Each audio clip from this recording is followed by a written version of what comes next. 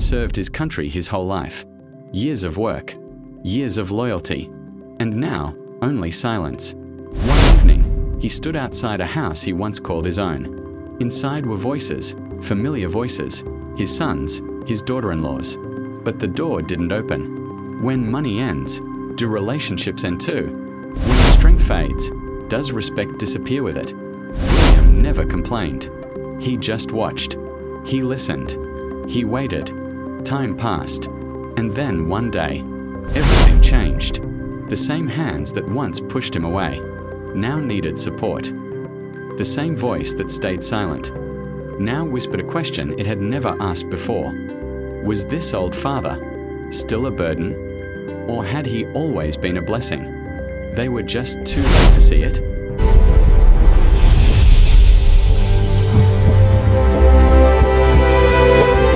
It was America in the 1960s, the same America about which people said that hard work always paid off, that the government never abandoned its employees, and that old age was spent with dignity.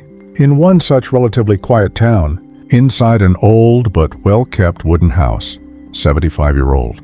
William Anderson stood at the door for a long time that morning. A cane rested in his hand, thick glasses sat on his nose, and his eyes were fixed on the mailbox. It was his habit. For many decades, on the first day of every month, he stood there just like this. The only difference today was the strange weight in his heart, as if something was about to go wrong. William Anderson was not an ordinary old man. He had been an employee of the federal government. For years he handled files, made decisions according to the law, and placed complete trust in the state system. He always used to say, "I worked honestly for the government. Now the government is responsible for me." It had been a long time since he retired. His pension was the support of his life, the same pension that paid the household expenses, bought his medicines, and above all, preserved his dignity. But that morning, the mailbox was empty.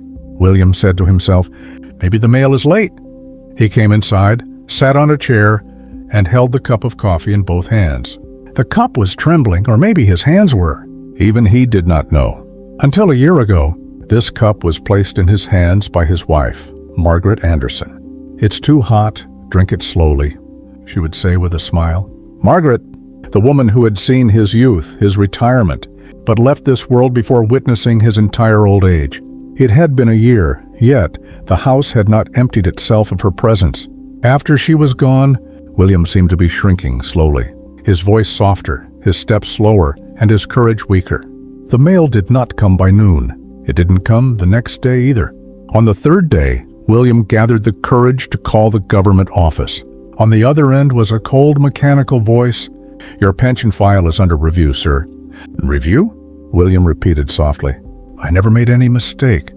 The reply was the same rehearsed sentence, "You'll be notified." The phone disconnected, but a door opened in William's heart, the door of fear. It was the same house, but it was no longer truly his. He now lived with his son David Anderson and daughter-in-law Linda Anderson. David was his only son, the same son he had raised with his dreams. But with time, dreams change, and so do relationships. At dinner, while placing the plates on the table, Linda said, "Groceries have become very expensive." David immediately nodded. "Everything costs money." Then his eyes fell on William, who was silently breaking his bread. "Dad," David paused before speaking, "has your pension arrived or not?" William lowered his eyes and replied, "Not yet." Linda immediately said, "Then how will this house run?" It wasn't a question. It was an accusation. For the first time, William realized that the pension was not just money. It was his dignity. And that dignity was now slowly slipping from his hands. After Margaret's death, his life had already become difficult. And now this difficulty was no longer just of old age. It was the difficulty of helplessness. That night, he lay in bed, staring at the ceiling, thinking over and over. What if the pension never comes back? What if his son and daughter-in-law start seeing him as a burden? Linda's words echoed in his ears, and in his heart, Margaret's voice. "William, stay strong." He did not know that this was only the beginning. The real trial was yet to come. William Anderson's nights had grown longer now. Sleep did come, but in fragments. Sometimes Margaret appeared in his dreams. Sometimes Linda's voice echoed. And sometimes that single word, expense. When morning came, he slowly made his way to the kitchen. David had already left for work. Linda stood by the table, a ledger in her hand, a frown on her forehead. "Your medicine is finished again?" she asked without looking up. William replied softly, "Yes, the doctor says stopping it is dangerous." Linda closed the ledger. This time, she looked straight at him. "Dangerous? Do you know what's becoming dangerous for us?" William remained silent. "David's salary isn't enough to cover your medicines, your doctors, your food, everything." William's lips trembled. I can apply to the government." "Enough." Linda snapped. "We hear the same thing every month. Pension, pension, pension. It's not coming anymore, is it? Then accept reality." At that moment, the door opened. David walked in. His face was tired, his eyes confused. "What's going on?" he asked. Linda immediately said, "I'm telling the truth. We can't do this anymore, David. This house can't carry this burden." David lowered his eyes. "Linda, Dad is old." "And what are we?" she said bitterly. "Aren't we human too?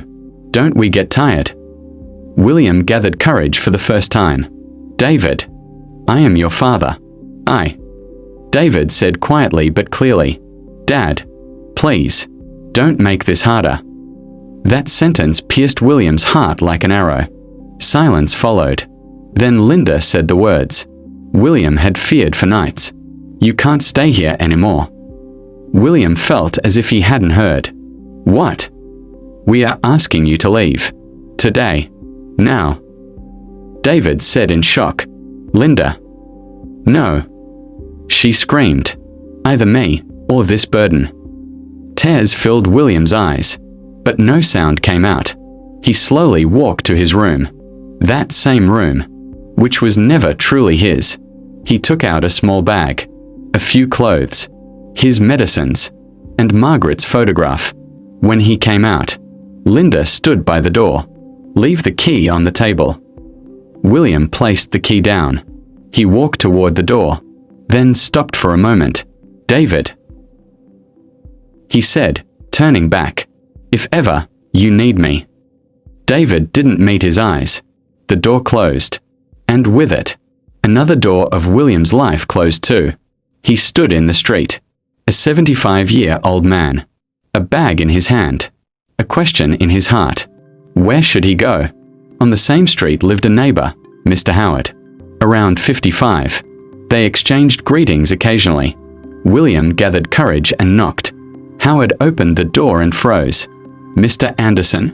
You, in this condition?" William's voice broke. "Just for one night." Howard immediately let him in. "Please, come in." That night, William rested his head on the couch, and for the first time, in a stranger's house, felt like a burden. The next morning, as Howard's wife Susan prepared breakfast, she said, "How long will he stay?" Howard replied softly, "Just a few days." "A few days?" Susan snapped. "Is this a hotel? We had plans for our lives." William heard everything, plate in his hands. He stopped. I'll leave," he said quietly. Susan looked at him for a moment, then turned away. 2 days later, the arguments grew worse. "Howard, this is not our responsibility," Susan shouted. Howard remained silent. That evening, he helped William into the car.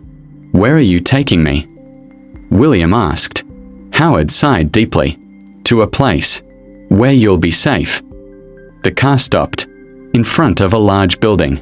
A board read, "Senior Care Home." William looked at the sign, then at Howard. "So, this is my home now."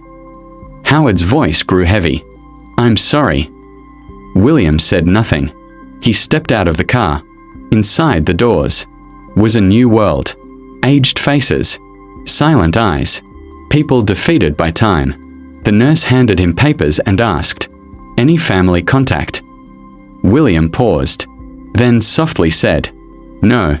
He took Margaret's photograph from his pocket, looked at it, and whispered in his heart, "See, Margaret, I am here now." William Anderson had only been in the old care home for a few days, yet it felt like centuries had passed. The place was clean, well organized, and quiet, but it lacked the one thing he could call home. Everything here followed a strict schedule. Even breathing felt timed. At exactly 6 a.m., a soft bell echoed through the hallway. Nurses opened doors, pulled back curtains. "Good morning, Mr. Anderson." William opened his eyes, stared at the ceiling, and for a few seconds tried to remember where he was. Then it all came back. David, Linda, that closed door. Slowly, he got out of bed. His bones ached, but he never let it show on his face. By 6:30, elderly men and women moved toward the dining hall, some in wheelchairs, others leaning on canes. That's where William met 3 people, who would soon become his only support in life. The first was Frank Miller, 70 years old, tall and thin, a former railway worker. He spoke little, but when he did, his words went straight to the heart. The second was Henry Collins, in his late 60s, a retired schoolteacher. His eyes still carried questions. He often said, "Life is strange, my friend." The third was Elaine Roberts, nearly 70, a widow, white hair, but a strange sparkle in her eyes. She smiled even while talking to the nurses, and hid her pain behind laughter.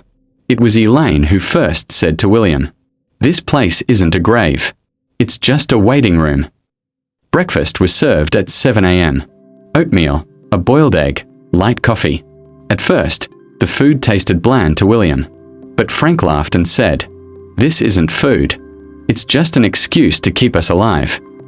After breakfast, at 8 a.m., there was physiotherapy, a long hall, a few machines, nurses watching every movement. Slowly, Mr. Anderson, slowly. William clenched his teeth and bent his leg. It hurt, but he thought, "Pain is proof that I'm still alive." Elaine, sitting in her wheelchair, joked, "Look, William, even if we fall, at least there's someone here to help us up." Lunch came at 12 p.m. Soup, soft vegetables, and sometimes meat. Henry often said, "They've put us here, so we don't forget how to chew before we die." Everyone laughed. For a few moments, laughter pushed the pain aside. Afternoons were for rest. Some people slept. Some stared out the windows. William usually sat by the window. He watched children playing outside. Life was moving on. He was just no longer part of it. At 4 p.m., tea was served. Then a short walk. Elaine walked slowly beside him and said, "My husband used to walk like this with me. Then one day, I was alone." William listened quietly. Everyone here carried a story, one no one outside was willing to hear. Dinner was at 7 p.m. Then medicine. Then bed. Every night before sleeping, William looked at Margaret's photograph. "I didn't give up." He whispered to himself, "I'm just tired." Sometimes, he thought of David. Sometimes he wondered, does he ever miss me? But the phone never rang. One night, Frank said softly, "The deepest pain isn't loneliness. It's being forgotten." William nodded. This old care home was not a prison for him. It was a mirror. That day at the old care home began just like any other day. The same 6 o'clock bell.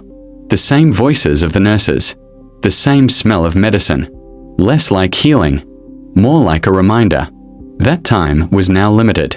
William Anderson felt a little better that morning. Perhaps because the night before, he had seen Margaret in his dream. She was smiling. She didn't say anything.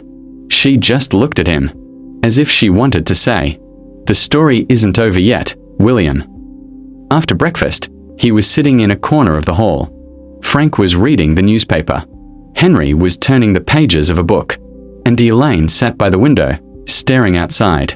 Then suddenly, unfamiliar footsteps echoed inside the care home. These were not the nurses' steps.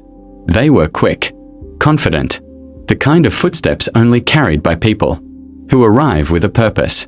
A conversation began at the reception. William lifted his head.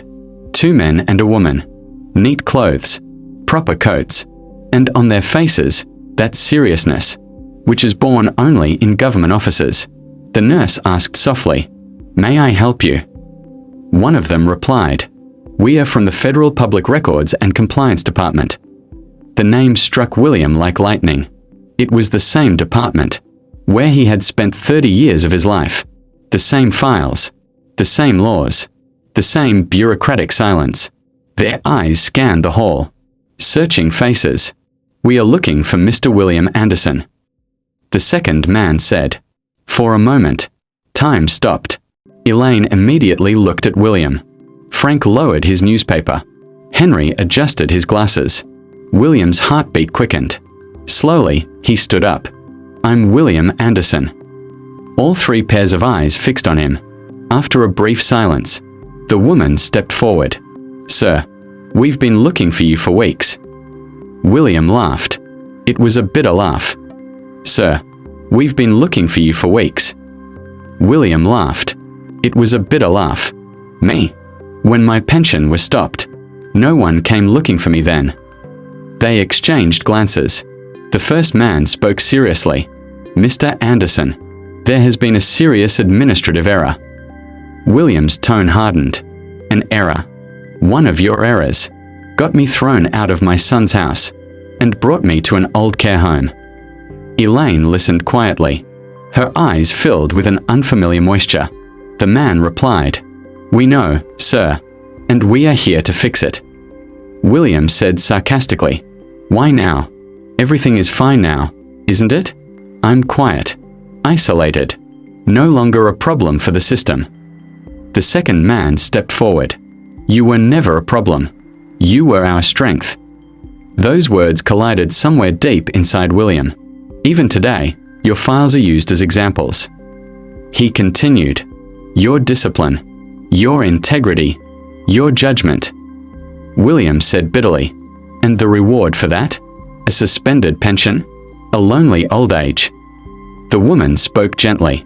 "Your pension will be restored immediately, with full arrears." Tears welled up in William's eyes, but he quickly lowered his gaze. "Not just that." The first man added, "We want you to work with us again." Silence fell over the hall. "Work?" William repeated, "I'm 75 years old." "Exactly." The man replied, "That experience is what we need." He explained, "Under the reappointed Federal Advisory Program, we bring retired officers back as consultants and mentors. No field duty, no pressure. You train young officers. You guide them." William closed his eyes. He remembered his old office, his chair, his desk, and my pension. He asked quietly, "It will be fully restored?" The man said, "And you will receive an additional advisory honorarium, overtime included." Elaine's heart raced. Unable to hold back, she said, "William, this is a second chance at life." William looked at her, the same 70-year-old woman, who once told him that this place was not a grave, but where will I live? William asked, "I can't return to the place from which I was thrown out." One of them immediately said, "You have options. Either you may continue living here and commute using government transport." He explained, "Or the government will provide you with a small independent housing unit, a senior federal residence flat." William's breath caught. "So, I have a choice." The woman smiled. "Yes, sir. This time, you decide." Elaine said softly, "You should go, William. Opportunities like this don't come twice." William took a deep breath. He saw Margaret's face in his heart, as if she were saying, "I knew it." William lifted his head. For the first time in years, there was light in his eyes. "I will come," he said. "But this time, I won't just work. I will speak the truth as well." All 3 nodded in agreement. The decision William Anderson made while living in the old care home was not merely a decision to accept a job again. It was, in fact, a decision to accept his life once more. Everything changed the very next week. The same William who, not long ago, had stood in an alley with a small bag in his hand, now stood early every morning in front of a mirror, getting ready. His hair was still white, but there was no longer carelessness in the way he combed it. The calm had returned to his eyes, the same calm that once reflected in his government decisions for years. The government reappointed him as senior federal advisor and mentor. This was not an ordinary position. It was a responsibility. Every morning, a government vehicle stopped outside the old care home. The driver opened the door respectfully. "Good morning, Mr. Anderson."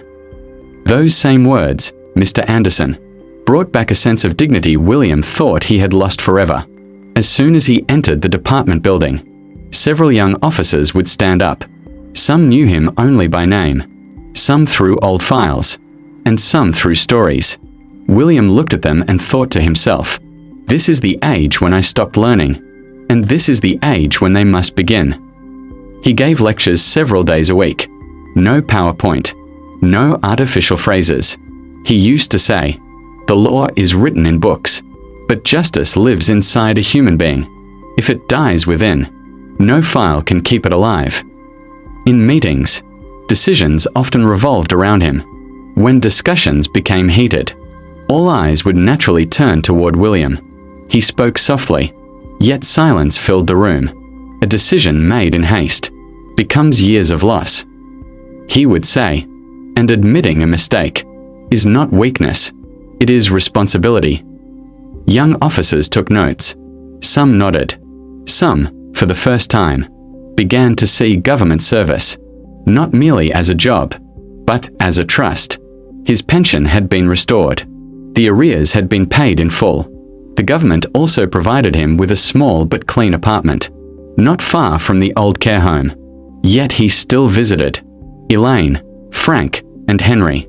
He knew that a person is not recognized in success, but in loneliness.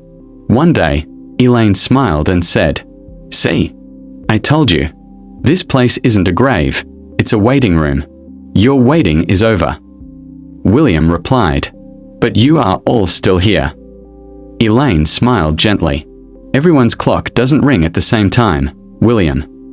Life seemed to be falling back into place, but some wounds, even with time, remain silent. They don't disappear. Thoughts of David still came at night. One evening, William was returning from the office. The government car moved slowly through the city streets. Outside the window, life was going on. Suddenly, his eyes fell on a woman standing by the roadside. She looked completely distressed. Her hair was disheveled. Fear filled her eyes, and her hands kept rising toward the road, as if waiting for help. William's heart stopped for a moment. That face, that posture, that helplessness. "Stop the car," William said suddenly. The driver braked in surprise. "Sir," I said, "stop the car." The car came to a halt. William opened the door, gripped his cane, and slowly stepped out. The woman was still standing there. William took a step forward. "Linda." She turned sharply. Her eyes widened. The two of them stood face to face, in the middle of the road. William took one more step forward. There was both shock and fear in his voice. "Linda, you're here in this condition? What happened? Why are you so upset?" Linda's lips were trembling. For a few moments, she couldn't speak at all. Her eyes were filled with tears, yet none fell, as if she were forcing herself to stay composed. "David." That was all she managed to say. It felt as if someone clenched a fist around William's heart. What happened to David? He's okay, isn't he? Linda's breath broke. He's had an accident. That word, accident, echoed in William's ears and struck straight at his heart. An accident? He asked instinctively. What kind of accident? Where? When?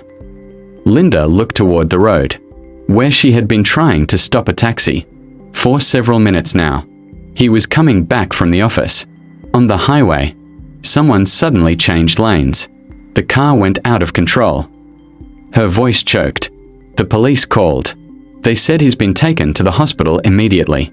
I've been trying to stop a taxi, but none of them would stop. William closed his eyes for a moment. He remembered his son as a child, the same David, who used to walk holding his finger. He immediately turned and looked toward the car. The driver had been silently watching everything. "Come," William said without hesitation. "Get into my car. We'll go ourselves. I'm coming with you." Linda looked at him in surprise. "You? He is my son," William said softly, but firmly. "No matter if you threw me out of the house, he will always be my son." Those words broke Linda's control. Tears began to flow freely. She quickly got into the car. William slowly sat beside her. "The name of the hospital?" he asked. "St. Mary's General Hospital," Linda said in a trembling voice. The driver immediately turned the car around. On the way, the city lights kept falling behind rapidly. Sirens could be heard somewhere in the distance. William's heart was pounding violently. "His condition?" he asked gently. "Did they tell you anything?" Linda shook her head. "They only said he was unconscious when the ambulance arrived. There was a lot of bleeding, and..." She couldn't finish the sentence. William gripped his walking cane tightly. Which car was it? Did anyone else get hurt?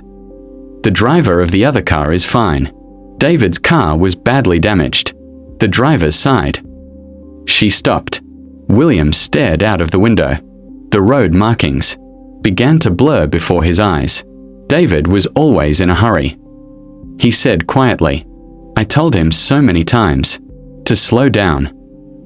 William stared out of the window. The road markings began to blur before his eyes. David was always in a hurry. He said quietly, "I told him so many times to slow down." He wasn't speaking to Linda. He was speaking to himself. The car was fast, but time had slowed down. Suddenly, Linda cried out, "I did so much wrong, Mr. Anderson. I treated you very badly." William looked at her. There was no anger in his eyes, only exhaustion. "Not now," he said. "Right now, only one thing matters. That David stays alive." The car braked at the hospital gate. The lights outside were harsh. The emergency sign was glowing. Stretchers were moving in and out. Nurses were running. Linda almost ran out of the car. William followed her. His step slow. His heart out of control. "Emergency, emergency," he murmured. At the reception desk, Linda said in a trembling voice, "My husband, David Anderson, accident." The nurse checked the computer.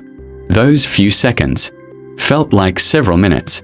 "Yes," the nurse said. "He's in the emergency ward. Surgery is being prepared." Hearing this, Linda's legs seemed to give way. She sat down on a chair right there. William stood beside her. For a moment, he placed his hand on her shoulder. "Be strong," he said. "We are here." Outside the emergency ward, a red light was glowing. Inside, David was hanging somewhere between life and time. And outside, a father and a wife stood silently, each carrying their own mistakes. Outside the emergency ward, it felt as if the hands of the clock had stopped. Every passing minute placed a new weight on William's chest. Linda sat on a chair, her hands tightly clasped together, eyes fixed on the door. After a while, a doctor came out. White coat, a serious expression. "Mr. Anderson?" he asked. William straightened immediately. "Yes, I'm his father." Linda stood up as well. "Doctor, how is he?" The doctor took a deep breath. "The operation is over. We've saved his life." At these words, tears streamed down Linda's face. William closed his eyes and silently gave thanks. But the doctor did not stop. "But..." That word hung heavily in the air. "Both of his legs have been severely affected. There are multiple fractures. We performed surgery, realigned the bones, inserted plates. He paused and looked directly into William's eyes. He will never be able to stand on his feet again. The sentence struck William's heart like a hammer. Linda's legs trembled. What do you mean? Her voice broke. He will never walk. The doctor nodded slowly. Permanent disability. We will do our best to help him sit, to live a normal life in a wheelchair, but walking. He did not finish the sentence. William leaned against the wall. At 70 years of age, he had seen much pain, but seeing his son like this was the heaviest sorrow of all. Conscious? He asked with difficulty. When will he regain consciousness? In a few hours. The anesthesia is wearing off. The doctor closed the file. One more thing. Some medicines and injections are not available here. You'll have to arrange them from outside. He handed the slip to Linda. Linda looked at it. Names, prices, every line, blurred before her eyes. Softly, she said, "Doctor, I don't have that much money." As she spoke, she lowered her head. The moment was silent, yet unbearably loud. William said nothing. He slowly reached into his coat pocket and pulled out an old wallet. The same wallet that held what little money remained. After his retirement, he did not count it. He simply took out a few notes and handed them to Linda. "Take this," he said. "Get the medicines. David needs them." Linda looked at him in shock, her eyes filling with tears. "Mr. Anderson, I did you very wrong." She refused to take the money. "I can't." William held her hand. "This is not charity," he said firmly, yet gently. "This is a father's responsibility." From inside, David's groan was heard. Linda's hands began to tremble. She took the notes. "Thank you," was all she could say. A few hours later, a nurse came out. "He's awake now. One person can go in." William looked at Linda. "You go." Linda shook her head. You should come too. He'll want to see you." The room was dimly lit. The sound of machines cut through the silence. David lay on the bed, face pale, legs wrapped in bandages, completely motionless. His eyes opened. His first glance fell upon his father. "Dad."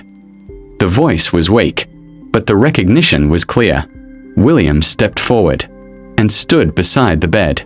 "I'm here, son." Tears rolled down David's face. I can't walk."